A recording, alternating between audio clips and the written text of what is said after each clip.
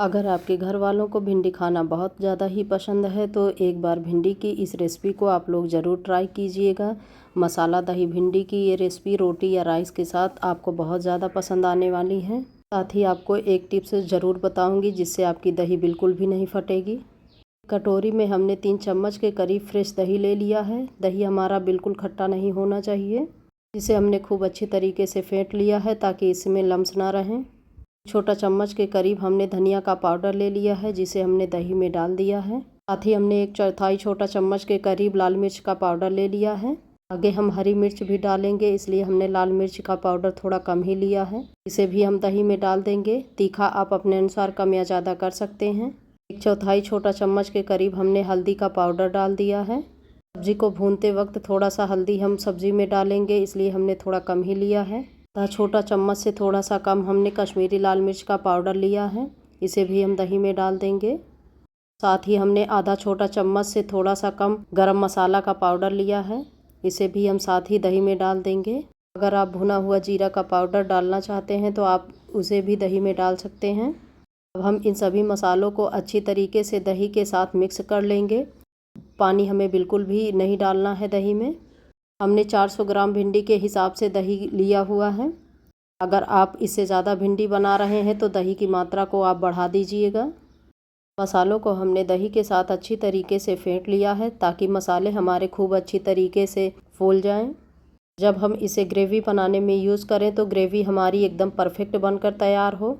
मसालों को हम साइड में रख देंगे। तब तक अब हम आगे की तैयारी कर लेते हैं। 400 ग्राम के लगभग भिंडी को हमने अच्छी तरीके से धोकर और सुखा लिया है। अगर आपके पास सुखाने का टाइम ना हो तो आप इसे किसी साफ़ कपड़े से अच्छी तरीके से पोंछ दें ताकि इसका पानी अच्छी तरीके से सूख जाए। भिंडी को ले लिया है हमने। उसके दोनों किनारों को हम काट कर हटा देंगे और भिंडी को हम बड़े बड़े साइज़ में काट रहे हैं। आप देख सकते हैं एक भिंडी के हमने 2 टुकड़े किए हैं और उस टुकड़ों में भी हमने चाकू से इस तरीके से कट मार दिया है कि मसाले भिंडी में अच्छी तरीके से लग जाएं। एक करके हमने सारी भिंडी को इसी तरीके से काट कर तैयार कर लिया है। मीडियम साइज़ की प्याज को हमने चॉपर में डालकर चॉप कर लिया है। ध्यान रहे हमें प्याज का पेस्ट नहीं बनाना है, इसे बारीक काटना है या चॉप कर लेना है। अगर आपके पास चॉपर ना हो तो आप इस तरीके से बारीक चाकू से भी काट सकते हैं। इसे बनाने के लिए आप एक कढ़ाई या पैन ले लीजिएगा। कढ़ाई में हमने थोड़ा सा कुकिंग ऑयल डाल दिया है। अगर आपके पास सरसों का तेल हो तो आप इस सब्ज़ी को सरसों के तेल में बनाइएगा, बहुत ही अच्छी बनकर तैयार होती हैं। तेल अच्छी तरीके से गर्म हो गया है।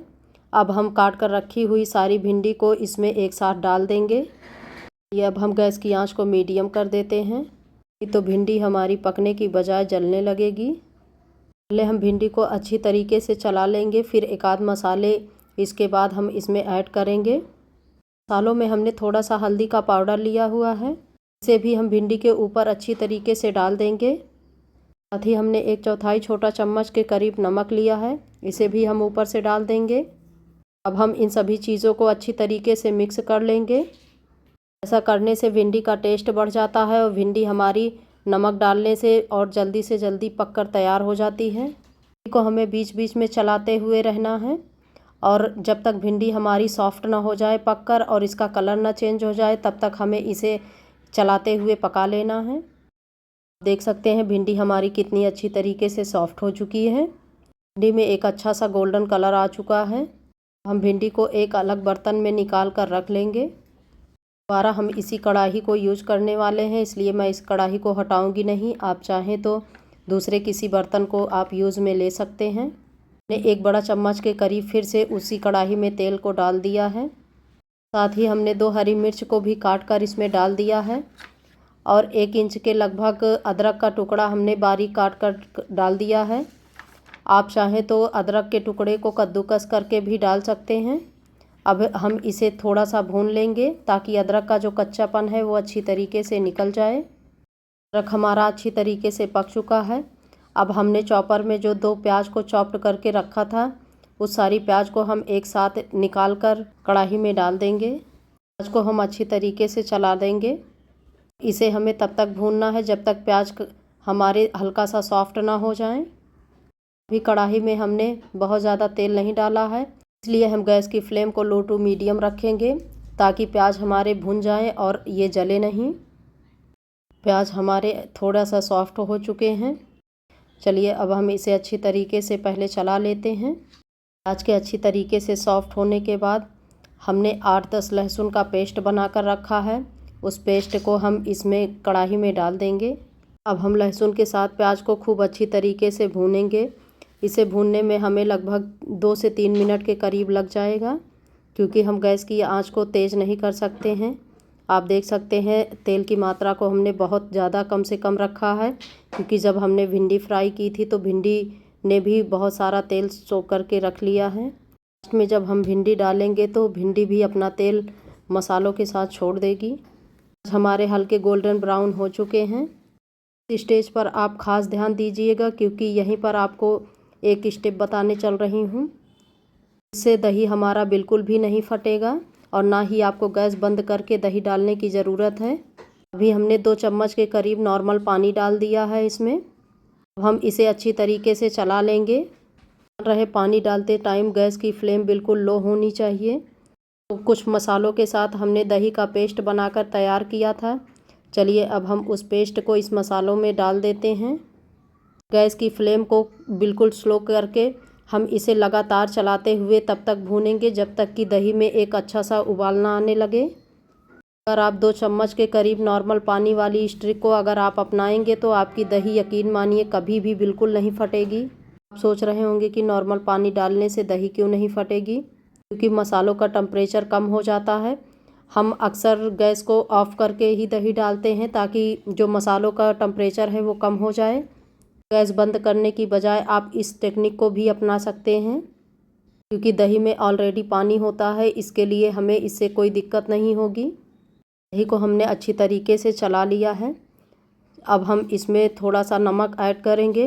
ध्यान दीजिएगा, नमक ऐड करते वक्त हमने भिंडी में भी थोड़ा सा नमक डाल के रखा था, इसलिए हमें नमक की मात्रा को बहुत ज़्यादा हिसाब से डालना है ताकि ज़्यादा ना हो। दही को भी हम थोड़ी देर के लिए चलाते हुए इसे हम भून लेंगे।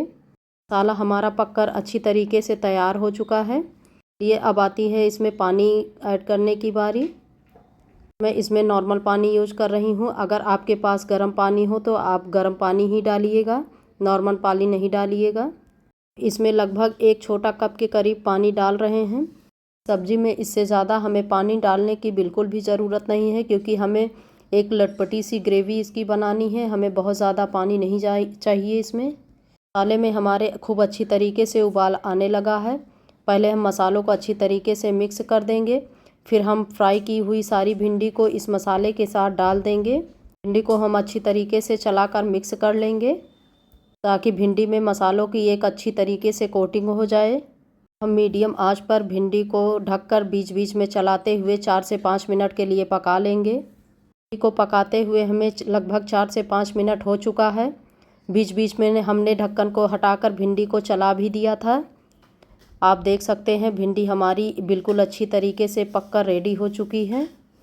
कितनी अच्छी तरीके से भिंडी की ग्रेवी बनकर तैयार हुई है। हमें बिल्कुल इसी तरीके की ग्रेवी चाहिए थी भिंडी में, बिल्कुल लटपटी सी। देखने में कितनी अच्छी ग्रेवी हमारी बनकर तैयार हुई है।